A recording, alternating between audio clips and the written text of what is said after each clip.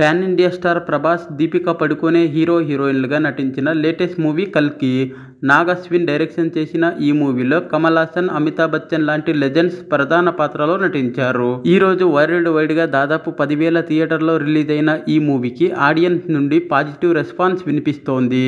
ఇక కల్కి movie first day కలెక్షన్ల వివరాలను చూసే ముందు దయచేసి వీడియో లైక్ అండ్ షేర్ చేయండి. ఛానల్ సబ్స్క్రైబ్ చేసుకొని మూవీ ఎలా ఉందో కామెంట్ చేసి చెప్పండి. ఇక కల్కి మూవీ మొదటి రోజునే అఫీషియల్గా ఫస్ట్ ఇండస్ట్రీ రికార్డును క్రియేట్ చేసింది. 2 years బ్యాక్ రిలీజ్ అయిన RRR overseas premieres day $3.46 million collect చేసింది.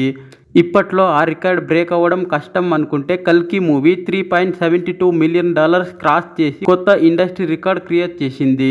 ఇక మొదటి రోజు ప్రజెంట్ ట్రెండ్ ను బట్టి చూస్తూ ఉంటే తెలుగు రాష్ట్రాల్లో 50 కోట్ల రేంజ్ లో షేర్ ఓపెనింగ్స్, ఒక్క హైదరాబాద్ లోనే దాదాపు 10 నుండి 15 కోట్లు, హిందీలో 10 నుండి 12 కోట్ల రేంజ్ లో షేర్ ఓపెనింగ్స్ ను, కర్ణాటక, రెస్ట్ ఆఫ్ ఇండియాలో 10 కోట్లకు పైగా షేర్ ఓపెనింగ్స్, ఓవర్సీస్ లో 25 నుండి 28 కోట్ల రేంజ్ లో ఓపెనింగ్స్ ను అందుకునే అవకాశం ఇప్పుడు కనిపిస్తోంది.